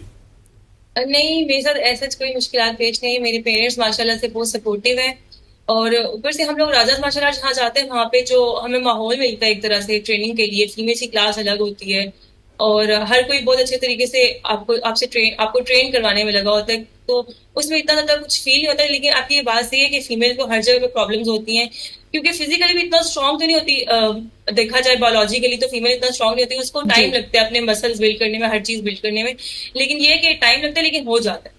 सही। अच्छा, जो आप मेरे पिछले सवाल के जवाब में बता रहे थे कि अगर एथलेटिकली कोई नहीं भी करता है तो एटलीस्ट बेसिक लेवल्स पे जाके जरूर आना चाहिए, और किसी को एटलीस्ट सेल्फ डिफेंस, तो ख्वातीन जो है वो पहले फिर जाके किसी करीबी इंस्टीट्यूशंस में खुद को रजिस्टर करें, और सेल्फ डिफेंस एटलीस्ट वो कितने अरसे में सीख सकती हैं? सेल्फ डिफेंस के लिए मिनिमम 3 मंथ्स चाहिए होते हैं। उस 3 मंथ्स में आप, क्योंकि प्रैक्टिस होती है, सेल्फ डिफेंस ये नहीं होता कि आपने कुछ टेक्निक सीख ली और वो आप कर सकते हैं, किसी भी जगह पे कोई सिचुएशन होगी तो आप अप्लाई कर सकते हैं, जब तक कि आपके रिफ्लेक्सेस ना बने हुए हो आपके। मतलब कि जब हम लोग सेल्फ डिफेंस सीखते हैं अपने इंस्टीट्यूशन में, तो ये होता है कि कोई आके अचानक से अटैक की एक्टिंग करता है तो हम उसको वो करते हैं, आगे से डिफेंस करते हैं, तो ये फिर हमारे रिफ्लेक्सेस बन जाते हैं कि कोई आप, क्योंकि अटैक्स तो अचानक ही होते हैं, तो कोई अटैक हो रहा है तो आपको कैसे उस पर रिएक्ट करना है, वरना ऐसी सिचुएशंस में नॉर्मली इंसान नम हो जाता है। तो उसके लिए कि आप उसको इंस्टीट्यूशन को ज्वाइन करें और कम से कम 3 months में ये हो जाता है, सेल्फ डिफेंस आ जाता है। और ये कॉस्टली होता है लाइबा? अगर जो खातन देख रही हैं, मैं उनके लिए पूछना चाह रही हूँ कि अगर वो किसी जगह पे जाके रजिस्टर करती हैं तो इतना कॉस्टली होता है, मतलब हर दूसरी खातून इसको अफोर्ड कर सकती है? अगर बेसिक सेल्फ डिफेंस की बात की जाए तो वो इतना कॉस्टली नहीं है, क्योंकि सिर्फ आपको इंस्टीट्यूशन की फी पे करनी है। लेकिन अगर आप इस तरह से एथलेटिक वाली साइड में आ जाए, आप उसको प्रोफेशनल लेके चलना शुरू हो जाए, तो वो वाकई कॉस्टली है, क्योंकि डाइट का खर्चा होता है, ट्रैवल का खर्चा होता है, उसके बाद नहीं बेसिक पूछ रही हूँ कि एटलीस्ट, क्योंकि जो हालात होते हैं हमारे यहाँ, अगर रात को 3 बजे भी कोई लड़की मैं चाहती हूँ बाहर निकले तो उसको अपनी हिफाजत करनी आनी चाहिए। आप चाह रही है कि सारे ही कराटे मास्टर्स हो? हाँ, वो बता रही है ना कि हर किसी को एटलीस्ट सेल्फ डिफेंस आना चाहिए, इतना बेसिक जरूर होना चाहिए। हो गया। अच्छा लाइबा, अगर बात की जाए, आपकी 2 सिस्टर्स भी आपके साथ मौजूद थी, ये कौन सी कैटेगरी थी जिसमें आप चैंपियन बनी हैं, और आइंदा आगे आपके क्या प्लान्स हैं, कहाँ पे जाके आपने इसी तरह पाकिस्तान का नाम रोशन करना है? मेरी चैंपियनशिप मिडल वेट चैंपियनशिप थी -60 kg में, और मेरे जो बाकी प्लेयर्स थे उनकी भी डिफरेंट वेट कैटेगरीज थी, और मैं अडल्ट कैटेगरी में थी, कुछ लोग जूनियर टीन्स कैटेगरी में थे, कुछ लोग उसके बाद अडल्ट कैटेगरी में थे, और कुछ लोग उसमें थे, जूनियर्स में थे, यंगस्टर्स में। तो मेरी अडल्ट कैटेगरी थी और -60 kg मैंने खेला था। नेक्स्ट टूर्नामेंट जहां पे भी आएंगे, जैसे अभी आगे यूरोप में या फिर कहीं भी टूर्नामेंट्स आएंगे, तो इंशाल्लाह अभी हमारी 3rd पोजीशन, हम इसको इम्प्रूव करने की कोशिश करेंगे। तो अभी आप लोग तैयारियां कर रहे हैं फिर दीगर वर्ल्ड टूर्नामेंट्स के लिए? जी बिल्कुल, तैयारी तो हर टाइम ही चल रही होती है, क्योंकि टूर्नामेंट कहीं से भी अचानक आ जाता है। और लाइबा ये भी बताइएगा कि आपके अपोनेंट्स डेफिनेटली पूरी दुनिया से वो गए होंगे, तो सबसे जो टफ मुकाबला रहा आपका किस अपोनेंट के खिलाफ रहा? सबसे टफ हमारा ईरान, क्योंकि ईरान में ही टूर्नामेंट था, तो ईरानी फाइटर्स भी काफी ज्यादा थे और वो काफी स्ट्रांग भी हैं, तो सबसे टफ ईरान के साथ। अच्छा, सही। उसके अलावा अब दीगर कोई एक्सपीरियंसेस अगर आप शेयर करना चाहती हूँ, एक तो वो एक्सपीरियंस शेयर कीजिएगा जिससे हमारे नाजरीन भी कुछ सीख सकें। कोई इंटरेस्टिंग स्टोरी हो सकती है, anything that you want to share? नहीं, इस तरह से तो कोई सच मेरे साथ कोई स्टोरी नहीं हुई। यही है कि सब लोगों को सेल्फ डिफेंस करना चाहिए, क्योंकि आजकल जैसे वाकयात सब कुछ सुनने को मिलता है, तो उसके लिए फीमेल्स के लिए तो जरूरी है कि उनको सेल्फ डिफेंस आए, इतना आए कि वो खुद को बचा सके। लेकिन लाइबा, इस चैंपियनशिप के लिए आप लोगों के पास गवर्नमेंट की सपोर्ट क्यों नहीं थी? हमारे पास गवर्नमेंट की सपोर्ट बिल्कुल भी नहीं थी। गवर्नमेंट सपोर्ट्स में सिर्फ क्रिकेट को ही सपोर्ट करता है, बाकी और किसी स्पोर्ट को शायद सपोर्ट समझा ही नहीं जाता पाकिस्तान। आप लोगों ने कुछ किया था, इकदाम किए थे कि जहाँ पे हुकूमत को आप लोगों ने अपना पैगाम पहुंचाया और उनकी तरफ से कोई रिस्पॉन्स ना आया हो? हमारे जो शिहान है, जो हमारे सर है, वो काफी दफा ट्राई कर चुके हैं गवर्नमेंट के साथ कोऑर्डिनेट करने का और सब कुछ करने का, लेकिन नहीं हो पाता हमारा। ठीक। अच्छा लाइबा, ये बताइएगा कि आपने, क्योंकि आपकी उम्र मुझे काफ़ी ज़्यादा छोटी लग रही है, तो साथ में स्कूल होगा, यूनिवर्सिटी होगी, कॉलेज होगी, व्हाट्सएवर, उसको किस तरह मैनेज करती है? इतना सब कुछ, कराटे, प्रोफेशनलिज्म, फिर स्कूल लाइफ या कॉलेज लाइफ, ये थोड़ा सा बताइएगा, क्योंकि बहुत सारी खवातीन ऐसी है, या फिर मर्दों की बात की जाए तो वो किसी डिफरेंट फील्ड में कदम रखने के बाद या तो स्टडीज की तरफ से हाथ धो बैठते हैं, या फिर वो गिला करते रहते हैं, हम दो चीज़ें मैनेज नहीं कर सकते। मेरा यूनिवर्सिटी चल रहा है अभी, और यूनिवर्सिटी का ये है कि मैं सुबह में यूनिवर्सिटी जाती हूँ, मेरी 2 PM तक क्लासेस खत्म होती हैं, फिर मैं क्लासेस खत्म करके डायरेक्टली बगैर घर जाए मैं उधर चली जाती हूँ, अपने इंस्टीट्यूशन चली जाती हूँ, वहां जाके मैं खाना वगैरह खा के अपनी प्रैक्टिस स्टार्ट करती हूँ। मैं दिन में 4 hours ट्रेन करती हूँ। अच्छा, तो 4 hours ट्रेनिंग करके फिर मैं घर आ जाती हूँ। अच्छा, 4 hours मस्ट है या इट्स अप टू यू, आप जितना करें उतना अच्छा है, इससे ज्यादा कम? 4 hours मस्ट नहीं है, आपके अपने ऊपर डिपेंड करता है, आप जितना कर सकते हैं।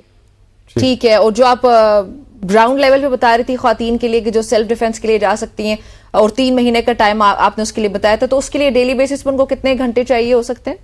1 hour डेली अगर ट्रेनिंग करें तो वो सीख सकती है। नाइबा, आप इनको बता रही हैं इन्होंने कल कराटे सीखने चले जाना है, क्या कर रही हैं आप? ऐसी बातें ना बताया करें।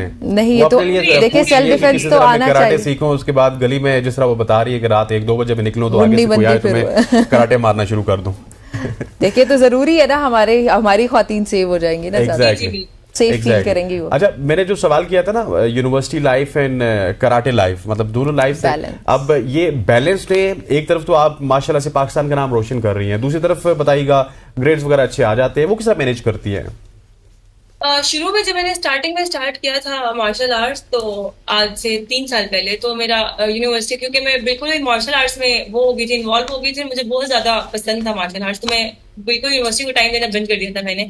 तो उस टाइम मेरे ग्रेड्स काफी नीचे गए थे, लेकिन फिर टाइम के साथ साथ दोनों चीजें मैनेज होना शुरू हो गई थी खुद ही।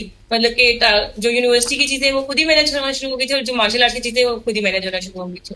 ठीक हो गया, यूनिवर्सिटी मैनेज होना शुरू होगी, मार्शल आर्ट मैनेज होना शुरू होगी। जो निम्रा ने सवाल किया था कि गवर्नमेंट सपोर्ट नहीं करती, आपकी कोई फेडरेशन भी है जो सपोर्ट करती है, या फिर फेडरेशन उसी तरह की नामी ग्रामी फेडरेशन होती हैं, बस नाम के लिए काम करती हैं, फंड्स वगैरह प्रोवाइड नहीं करती? हमारी फेडरेशन जो है ये एक्चुअली में पाकिस्तान में अभी जो शिहान राजा खालिद हैं, वो तो हमें सपोर्ट करते हैं इस तरह से कि हमें इंस्ट्रक्टर्स प्रोवाइड करते हैं, हमें ट्रेनिंग प्रोवाइड करते हैं, हमें न्यूट्रिशनिस्ट हमें डाइट प्लान बना के दे देते हैं, जो कि वैसे बहुत महंगे महंगे बनते हैं, जिसके लिए हमें पे नहीं करना पड़ता। लेकिन ये ऐसे जो ट्रिप्स होते हैं, फॉरेन ट्रिप्स होते हैं, उस पर हमें कोई सपोर्ट नहीं करता फेडरेशन में। ठीक हो गया Laiba, thank you so much for joining us. आपसे बात करके बहुत अच्छा लगा, उम्मीद करते हैं किस तरह आप पाक रोशन करते रहे। बिल्कुल जी, लाइबा से बातचीत हमने की है और यहाँ पे हम शामिल करने लगे एक ब्रेक, आपने हमारे साथ रहना है।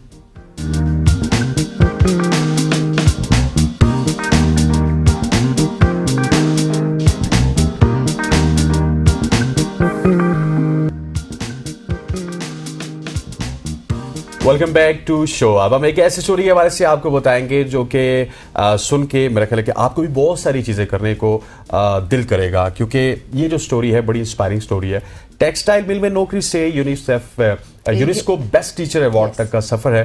टंडू मोहम्मद खान के गवर्नमेंट मेमोरियल कैंपस की बात की जाए, जहाँ पे टंडू मोहम्मद खान की बात की जाए, उनकी government Ramzan memorial campus high school के टीचर कलीमुल्ला मेमन ने यूनेस्को के इंटरनेशनल एजुकेशन मुकाबले में शानदार कामयाबी हासिल की। उन्होंने इस मुकाबले की 4 कैटेगरीज में पहली पोजीशन हासिल करके बेहतरीन टीचर का टाइटल अपने नाम किया। कलीमुल्ला मेमन ने जदीद तालीम के तरीक़ों से बच्चों में मुख्तलिफ सरगर्मियाँ करवाई और दुनिया के 25 ममालिक के टीचर्स के दरमियान अपना नाम रोशन किया। महकमा तालीम हैदराबाद रीजन ने इनकी कामयाबी का जश्न मनाते हुए एक तकरीब भी मुनक्किद की। हमारे साथ इस प्रोग्राम में इस वक्त मौजूद हैं कलीमुल्ला मेमन साहब। कलीम, आपको खुश आमदीद कहते हैं, thank you so much for joining us.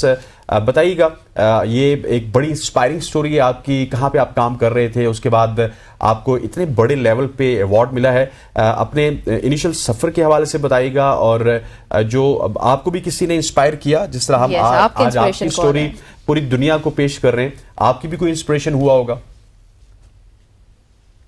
हाँ, सबसे पहले तो मैं भी न्यूज़ वालों का शुक्रगुजार हूँ जिन्होंने असतज़ा के लिए भी एप्रिसिएशन के लिए भी जो है उनको एप्रिसिएशन देने के लिए प्रोग्राम में इन्वाइट किया। सफ़र तो मेरा शुरुआती जो है वो इंजीनियरिंग से शुरू है, क्योंकि मेरी बीई टेक्सटाइल के अंदर थी, ये मेरान यूनिवर्सिटी से, और मैं टेक्सटाइल के अंदर जॉब कर रहा था, और थोड़ी सेहत के इश्यूज थे, तो उसकी वजह से मैं जॉब स्विच करके आया। तो फिर फारिग बैठा हुआ तो प्राइवेट कॉलेजेस में टीचिंग करना शुरू कर दी थी। उस दौरान 2013 के अंदर यूपीएस की कमीशन आई, और अल्हम्दुलिल्लाह मेरिट पे मैं कमीशन क्वालिफाई करके जूनियर स्कूल टीचर अपॉइंट हुआ। तो इस तरीके से मेरा ये सफ़र का आगाज़ हुआ। कंटिन्यूसली कोशिश करता रहा, बच्चों पे मेहनत करता रहा, और मेरा ये मानना है कि अगर हम रोज़ाना क्लास में जाते हैं, अगर हमारे पास 30 स्टूडेंट्स हैं, तो ये 30 नस्लें हैं हमारे। अगर हम इनको बनाएंगे तो अल्लाह पाक हमारी नस्लों को भी बनाएंगे। तो यही कोशिश जारी रखी है, 10 साल से कोशिश करता हुआ आ रहा हूँ, और आज जो है अल्लाह ने इज्जत दी कि दुनिया में मेरी वजह से अपनी कौम का, अपने मुल्क का नाम हुआ। और यूनेस्को का जो कंपटीशन था उस हवाले से आपने ब्रीफ डिस्क्रिप्शन यहाँ पे थोड़ी सी बता दी है, कुछ मैं उसमें एडिशन करना चाहता हूँ। डिपार्टमेंटल लेवल पे जो है हमें एक लेटर आया था हमारे डायरेक्टरेट से, जहाँ पे हमारी quality assurance deputy director madam Asma Bhatti साहिबा थी, अच्छा, जो कि बड़ी एक्टिव हैं। वो सारे कारवां के अंदर उनका बड़ा अहम किरदार है। तो ये सारे अजला के डीओस के पास लेटर सर्कुलेट किया गया। इस तरीके से व्हाट्सएप ग्रुप बना, मैं भी उसमें ऐड हो गया। अच्छा। और फिर बातें होने लगी कि इस तरीके का कोई कंप्यूटर का मुकाबला है, और तो जैसे ही लेटर मिला, पढ़ा, पता लगा कि इस तरीके का इंटरनेशनल कंपटीशन है और वर्ल्ड वाइड सब असातिज़ा को जो है इन्वाइट किया गया, आए अपनी सलाहियतों का लोग हमारे। सही। अच्छा ये करीम साहब ये भी बताइएगा कि ये कंपटीशन किस नौयत का था, ये मतलब ये जो प्रोग्राम था ये था किस नौयत का? ये टीचिंग के हवाले से था, 21वीं सेंचुरी के अंदर पढ़ाने के हवाले से कि जदीद तरीकों को इस्तेमाल करके आप लोगों को, बच्चों को जो है कैसे भी करके टेक्नोलॉजी की तरफ लाना है, पढ़ाई की तरफ ताबीज करना है। मेन मोटिव है। ठीक हो गया। मुझे ये बताइएगा कि आपके सफर में बहुत सारे लोगों ने आपका साथ दिया, डेफिनेटली टेक्सटाइल मिल से लेके फिर उसके बाद टीचर बनना, फिर इतने बड़े लेवल पे यूनेस्को का अवार्ड हासिल करना। आपकी डायरेक्टर हैं madam Asma, bag you pardon, उनके हवाले से बताइएगा उनका कितना ज्यादा किरदार था आपके इस कामयाबी में?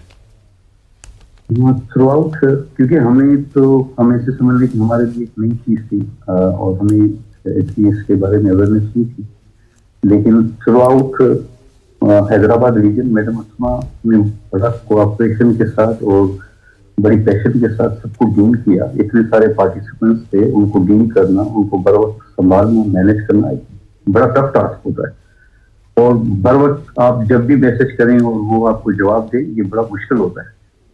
तो ओवरऑल उनकी बड़ी गाइडेंस थी और इस तरीके से बाहर जो है यूनेस्को की डेलीगेशन से बात करना ईमेल के जरिए कि कोई भी मसला मसाइल हो रहा हो, सबमिशन में मसला हो रहा हो, उनके साथ ईमेल के साथ कनेक्ट होना। तो अगर वो ना होती तो शायद पाकिस्तान से इतनी सबमिशन प्रोजेक्ट्स की ना हो सकती।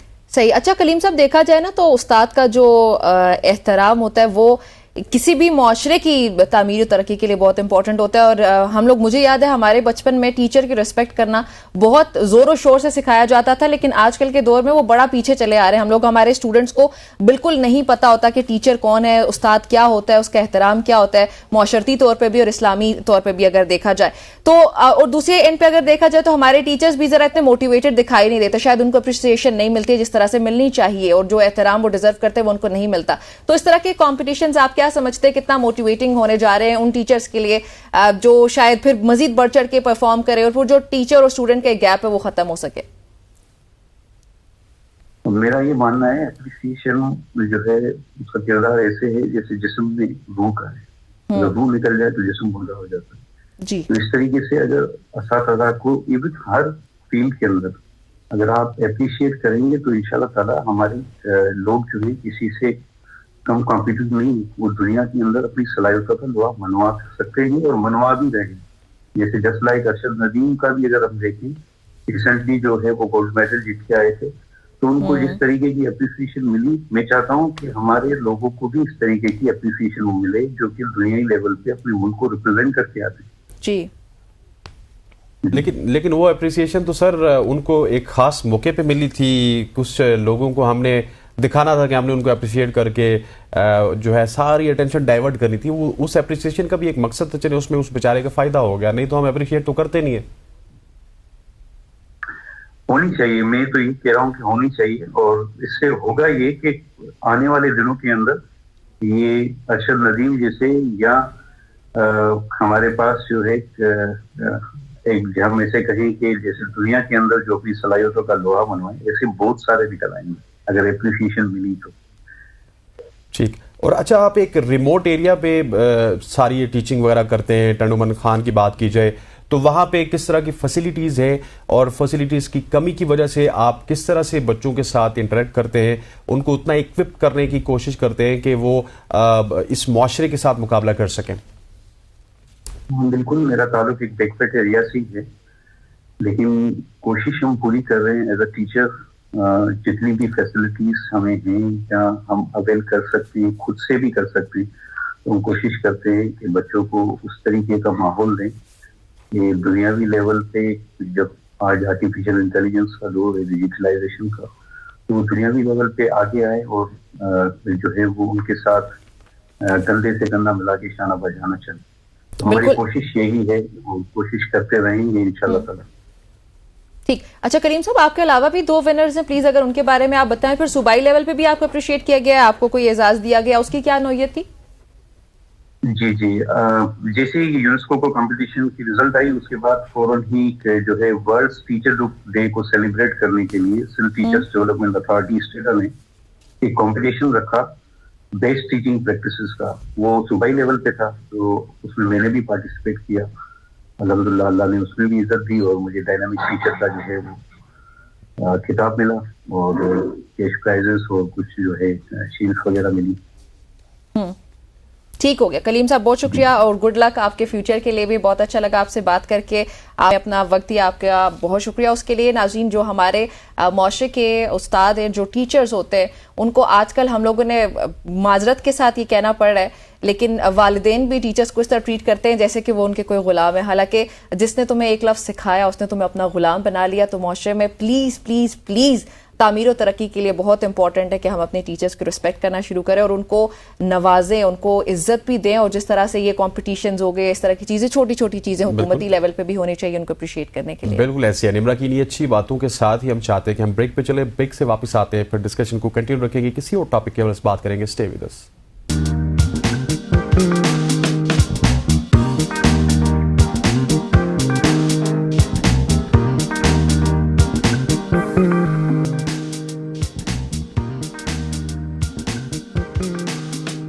वेलकम बैक जी। अब सर्दियों का जिक्र करते हैं क्योंकि इस्लामाबाद में सर्दी आ चुकी है। मुल्क के दीगर हिस्सों की बात की जाए तो वहाँ पे उस तरह से सर्दी मौसम खुशगवार हो नहीं आई है। और अगर सर्दी की बात की जाए तो सर्दियों में इस्लामाबाद में सबसे ज्यादा क्या काम होता है? शादियां होती हैं। Number one thing that we are शादियों का सीजन अगर इसको कहा जाए तो बिल्कुल निमरा ने ठीक कहा, ये गलत नहीं होगा क्योंकि मौसम सरमा के दस्तक देते ही ज्यादातर खानदानों में शादी की तकरीबात का आगाज हो जाता है और शादी या फिर दीगर तकरीबात में शिरकत के लिए खवातीन खुसूसी तौर पर बनाव सिंगार पर तवज्जो देती है।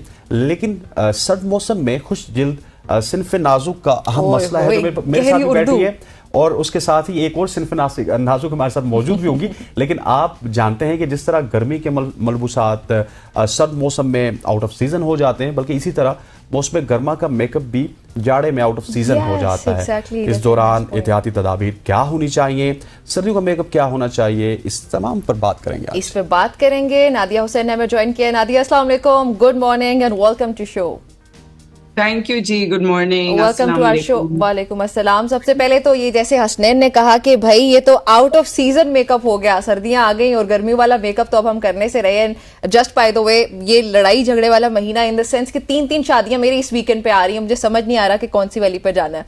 तो मेरे ख्याल में पहले लड़कियों के मेकअप से स्टार्ट कर लेते हैं कि सर्दियों की जो शादियां हैं उसमें मेकअप वगैरह किस तरह का होना चाहिए।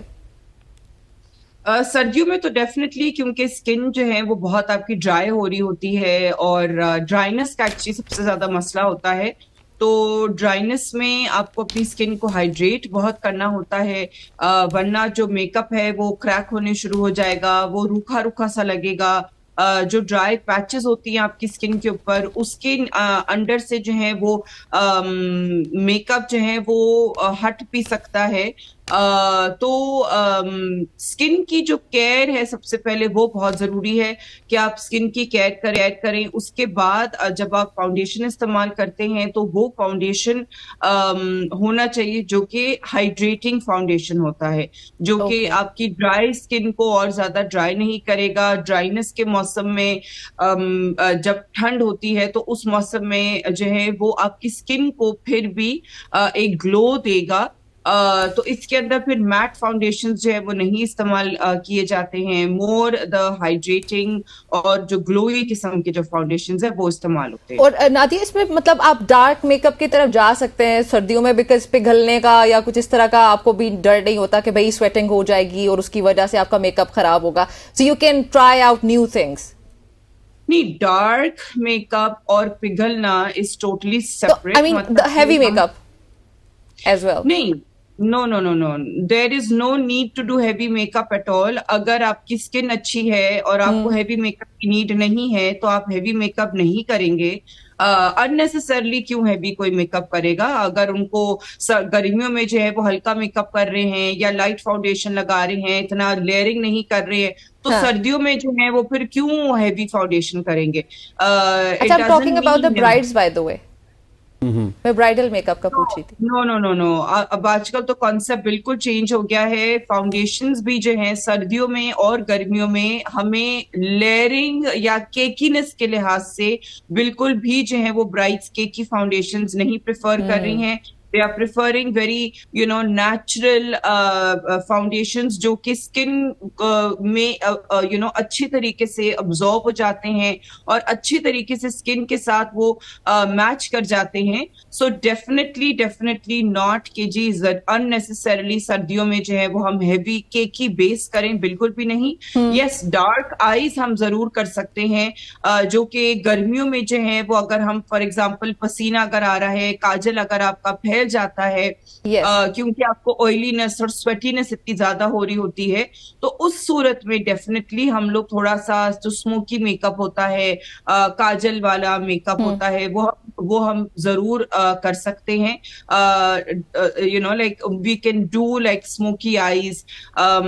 हम मेकअप के लुक को चेंज कर सकते हैं, लेकिन जो उसकी एप्लीकेशन है वो उसको हम चेंज नहीं करेंगे। अच्छा नादिया साहिबा, में क्योंकि आपको ना हमने डिफरेंट रोल्स में देखा है, आप सिर्फ अभी मेकअप के हवाले से बता रही हैं, हमने आपको आर्टिस्टिक रोल में भी देखा, वहां पे भी आप सेम नजर आती हैं। ये जो मेकअप के इतने ज्यादा सवाल हो रहे हैं, इसमें ये बताइएगा कि डे का मेकअप अलग होता है, नाइट का अलग होता है, उसमें भी हमें बहुत सारी चीजों का ख्याल रखना पड़ता है, क्योंकि हम तो वॉइस टाइप है, हमें इतना मेकअप का कोई इल्म नहीं होता है। ये एक मासूमाना सवाल समझिएगा हमारा। नहीं, बेसिकली जो अंडरस्टैंड करना जरूरी है वो ये है कि सबसे पहले होती है हमारी फाउंडेशन, ठीक है ना। जो फाउंडेशन है अगर वो आपकी स्किन टाइप को सूट करना जरूरी है। अब वो चाहे डे हो, चाहे नाइट हो, चाहे समर्स हो, चाहे विंटर्स हो, वो आपकी स्किन टाइप को सूट करना जरूरी है। तो आपको फाउंडेशन उस हिसाब से लेना है, उस हिसाब से लगाना है कि आपकी स्किन की नीड क्या है। अगर आपकी स्किन की नीड बहुत हैवी कवरेज मांगती है, क्योंकि आपकी स्किन के ऊपर दाग धब्बे हैं, तो वो लाइट लेयर से जो है वो नहीं कवर होता है, तो आपको हैवी लेयरिंग करनी होती है। अब वो चाहे दिन में हो, वो चाहे रात में हो, इट डजंट मैटर।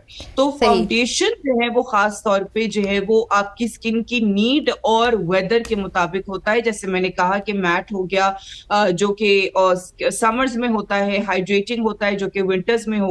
लेकिन हमने हैवी कितना उसको करना है, it only depends on your skin. अब दूसरी चीज आती है जो हमें लुक देनी है। लुक में जो है वो अगेन यूजुअली जो है वो डे में जो है वो हम थोड़ा सा लाइटर रखते हैं, फ्रेश लुक रखते हैं, और कलर्स भी जो है वो थोड़े से सॉफ्टर कलर्स रखते हैं। वेरएस के इवनिंग मेकअप की तरफ अगर हम जाते हैं तो उसके अंदर हम थोड़े से डार्कर कलर्स के साथ प्ले कर सकते हैं। सो ये जो है वो डिफरेंस आ जाता है, लेकिन डेफिनेटली ऐसी इसके अंदर कोई रिस्ट्रिक्शन नहीं है। आजकल तो ब्राइड, जैसे मैंने कहा, कि बड़ा नेचुरल टोन्स की तरफ जा रही हैं। Exactly. They want like natural beauty, they want कि हम नेचुरली नेचुरल दिखें, नेचुरली खूबसूरत लगे, ग्लो होना चाहिए चेहरे के ऊपर। और हम जो हैं वो इनफैक्ट जो एक पहले के जमाने का मेकअप के लिहाज से अगर हम बात करते हैं कि जी बड़ी खिंची हुई आईज और ओवरडू होता था बहुत, वो बिल्कुल चीज खत्म हो रही है। बड़ी डॉल लाइक फीचर्स जो हैं वो आ रही हैं, कि doll like features, doll like eyeliner जो हैं वो आपकी, ताकि आंखें आपकी बड़ी बड़ी लगें। जो आईब्राउज हैं वो भी बड़ी नेचुरल सॉफ्ट आईब्राउज हैं, और बड़ा पिंक जो हैं वो ब्लश ऑन है, लेकिन बड़ा अच्छा ग्लोई आपकी स्किन लग रही है हाईलाइटर के साथ। मतलब हम कह सकते हैं नादिया कि सटल किस्म का मेकअप जो है वो इन ट्रेंड है।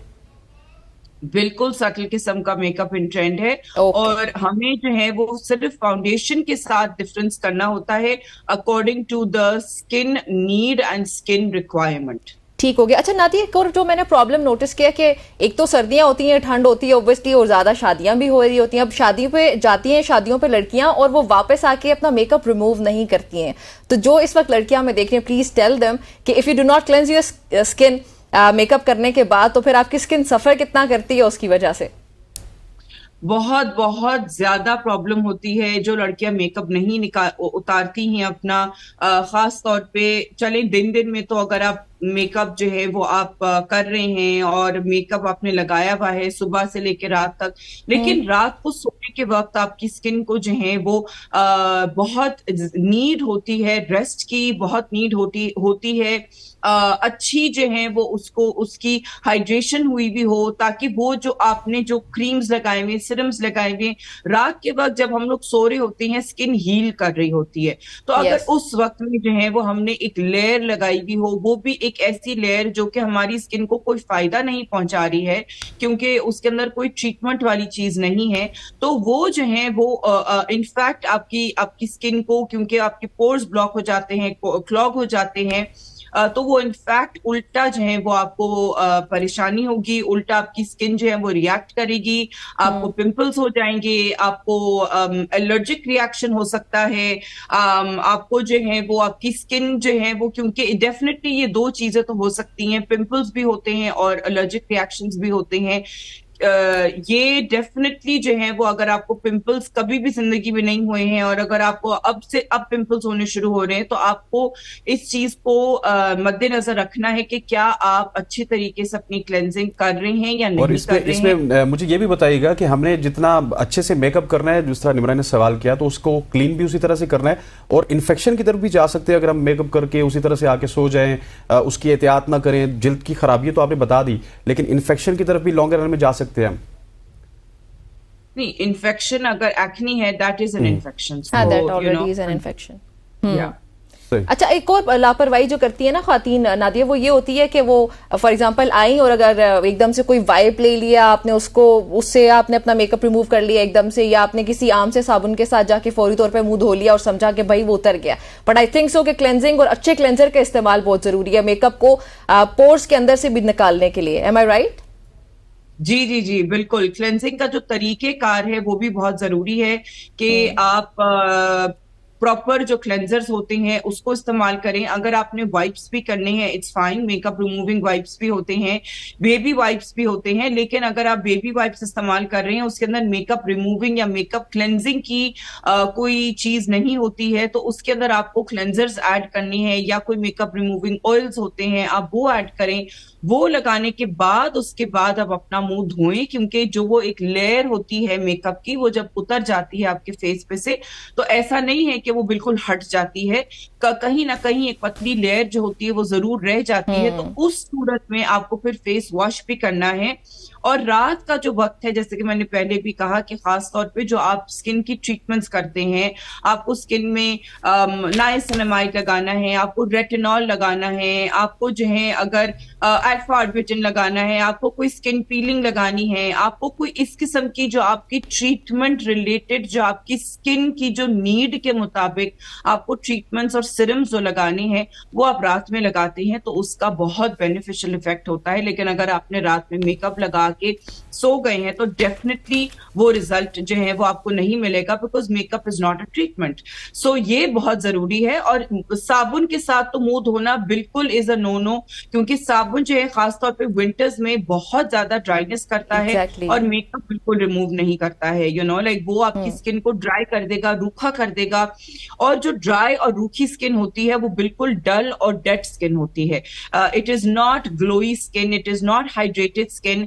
बल्कि विंटर्स में तो हमें पानी का भी जो है वो थोड़ा सा यूजेज ज्यादा करना होता है, बिकॉज ऑफ द फैक्ट कि हमें प्यास लग नहीं रही होती है। तो हम जो है वो कम पानी पी रहे होते हैं। जब कम पानी पिएंगे तो हमारी स्किन भी जो है वो डिहाइड्रेटेड लगेगी। सो ये भी जरूरी है, हर चीज को जो है वो बैलेंस में रखना जरूरी है। जो आपका इंटरनली है वो आपका एक्सटर्नली भी नजर आता है। अच्छा, आपने क्लिंजर की बात की तो नादिया, क्योंकि मेकअप तो हमारा भी होता है, टीवी में हम काम करते हैं तो डेली बेसिस पे लाइट से बचने के लिए, तो क्लिंजर्स कितनी देर तक आपको स्किन में यूज करने चाहिए रब करने के लिए? उसमें मतलब या फिर एक राउंड करके दूसरा राउंड करना चाहिए, एक ही दफा बहुत है? नहीं, देखिए क्लेंजर जो है वो आप एक ही दफा कर सकते हैं, उसके बाद आपको फेस वॉश करें आप प्रॉपर फेस वॉश के साथ। तो वो जो आपने क्लेंजर किया है वो उससे मेकअप जो है वो आपका मेल्ट हो जाता है, रिमूव हो जाता है अगर आप वाइप्स से करते हैं। और अगर आप अच्छा क्लेंजर इस्तेमाल करेंगे तो वो हट जाता है। उसके बाद आप फेस वॉश कर लें। ठीक नहीं, लेकिन ये ओवरडू भी करती हैं अक्सर लड़कियां, बल्कि हमने खुद लाइव भी देखा है कि इतना रगड़ रगड़ के हम लोग कर रहे होते हैं ना क्लेंजिंग, और स्किन को बहुत देर के लिए रगड़ना शुरू कर देते हैं, तो उससे प्रॉब्लम्स कॉज होते हैं। नहीं, देर तक करने की तो कोई नीड नहीं है ना। जब आप हाँ। अगर आप शीशे में देख रहे हैं, तो अगर आपको दिखता है कि हाँ जी मेकअप जो है वो हट गया है, आंखों का मेकअप जो आपने मस्कारा लगाया है, जो फाउंडेशन लगाया है, जो लिपस्टिक लगाई है, अगर वो हट रही है, अगर वो हट गई है, तो अब आपको एक्सेसिवली जो है वो आपको अपनी स्किन को रब करने की नीड नहीं होनी चाहिए, बिकॉज अगेन एक्सेसिवली अगर आप रब करते हैं तो आपकी स्किन जो है वो इरिटेट हो सकती है, आपका जो स्किन बैरियर है वो डैमेज हो सकता है। तो आपको थोड़ा बहुत जेंटल ऑफ कोर्स रहना पड़ता है, लेकिन अगर आप अच्छे क्लेंजर्स करते हैं, भले आप मिसेलर वाटर करें, मिसेलर वाटर जो है वो भी आपकी मेकअप को बड़े अच्छे तरीके से रिमूव करता है, तो मिसेलर वाटर इस्तेमाल करें। कोई क्लेंजर हो गया, जैसे मैंने कहा कि कोई makeup cleansers, proper makeup cleansers होते हैं, मेकअप रिमूविंग ऑयल्स होते हैं, ये सारी चीजें आप जो है ना मिक्स एंड मैच करके कंबाइन करके इस्तेमाल कर अच्छा, एक सवाल जो मैं पर्सनली पूछना चाह रही हूँ वो ये कि सैलिसिलिक एसिड बेस्ड क्लेंजर सर्दियों में इस्तेमाल करने चाहिए या वो आपकी स्किन को फर्दर ड्राई आउट कर देते हैं? सैलिसिलिक एसिड बेस्ड क्लेंजर सिर्फ और सिर्फ एक्नी स्किन पे इस्तेमाल होते हैं। आपको अगर आप एक्नी की जिसको नहीं oily skin you can say, oily skin and acne prone skin, so अगर आपको जो है वो एक्नी नहीं है तो आप सैलिसिलिक एसिड बेस्ड क्लेंजर्स या फेस वॉशेस आप नहीं इस्तेमाल करेंगे अननेसेसरी, ऑफ कोर्स, क्योंकि वो आपकी स्किन की नीड नहीं है वो, तो आप नहीं वो करेंगे। ठीक हो गया नादिया साहबा, क्योंकि मेकअप की बात हो रही थी तो मैं ज्यादा चुप रहा। अब मैं आपके हवाले से बात करना चाहता हूँ। आपको हम काफी अरसे से देखते हैं, आप बड़ा अच्छा काम कर रही हैं, फिर आपकी भी एक निजी लाइफ है, तो किस तरह ये चीजों को मैनेज करती हैं? और माशाल्लाह से दोनों ही चीजें आपने बड़े अच्छे से मैनेज की हुई हैं। बस जी, thankfully I have a good support system in my house. My husband is very supportive. फिर मेरे जो businesses हैं उसमें मेरी मदर भी हैं, मेरा जो स्टाफ हैं जो मेरे साथ, जो मेरे मैनेजर्स हैं, जो मेरे एडमिन के जो हेड्स हैं, वो भी जो है वो बहुत ज्यादा रोल प्ले करते हैं in giving me that peace of mind that I can do lots of other things as well. चीजें जो हैं वो समझ जाती हैं। Of course I have to Hawkeye की तरह मुझे हर चीज को देखना पड़ता है, लेकिन ये है कि with that support it is very it becomes quite easy, I would say. अच्छा नादिया, इस वक्त वैसे आई एम श्योर कि आपके बहुत बड़ी तादाद में फैंस जो हैं वो इस वक्त आपको देख रहे होंगे, तो कोई ऐसी चीज नादिया हुसैन की जो उनके फैंस को नहीं पता, जो इससे पहले कभी उन्होंने शेयर नहीं की हो, पर्सनल लाइफ से हो सकती है, प्रोफेशनल लाइफ से, या anything you want to share with your fans? I think I've been an open book all my life, so मुझे तो नहीं लगता कि ऐसी कोई भी बात है जो शायद अब जो है वो नहीं मेरे फैंस को पता, लेकिन I don't know, I can't say as such कि क्या हो सकती है। चले, ठीक हो गया। अच्छा, जो सपोर्ट की आप बात कर रही थी ना कि आपके पास बहुत अच्छी सपोर्ट, और शायद नहीं बल्कि यकीनी तौर पर यही वजह होती है खातून के लिए किसी भी शोबे में अच्छा परफॉर्म करने के लिए। हमारे यहाँ खातून को इस तरह सपोर्ट इतनी जल्दी मिलती नहीं है किसी भी काम के लिए, चाहे वो कुछ भी करना चाह रही हो।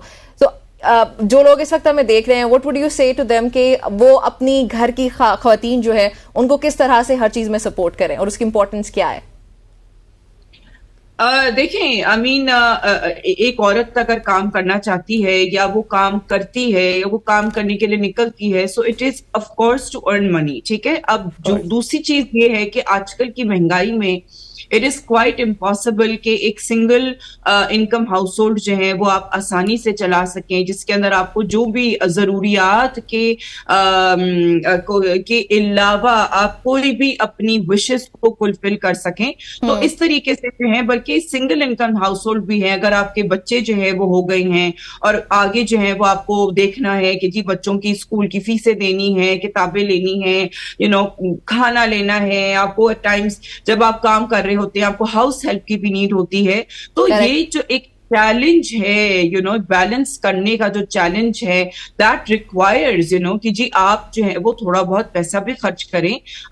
हो सकता है आपको अपने घर में कैमरास इंस्टॉल करने हो सकता है कि सीसीटीवी फुटेज की खातिर, सर्वेलेंस की खातिर, ये बहुत सारी चीजें आती हैं जब आप सोचते हैं कि कैसे जो है वो ये चीजें होंगी, लेकिन ये सारी चीजें पैसों के बगैर नहीं होती हैं। सो डेफिनेटली अगर आपके हस्बैंड या आपके फादर या आपके ब्रदर जो भी अगर आपको रोक रहे हैं, वो कह रहे हैं कि नहीं तुम्हें काम करने की नीड नहीं है, अगर वो आपको सारी चीजें वो प्रोवाइड कर सकते हैं तो ठीक है, अगर आप समझती हैं। लेकिन अगर वो चीजें पॉसिबल नहीं है तो सपोर्ट करना बहुत जरूरी है। नादिया सॉरी टू से, लेकिन हमारा वक्त खत्म हो गया। बहुत शुक्रिया आपका हमें ज्वाइन करने के लिए। नाज़रीन, गुफ्तगू आपने हुसैन हमारे साथ मौजूद थी और ये हमारी आज की सुबह की सोच थी। आपसे कल मुलाकात होती है, इजाजत दीजिए, अल्लाह हाफिज।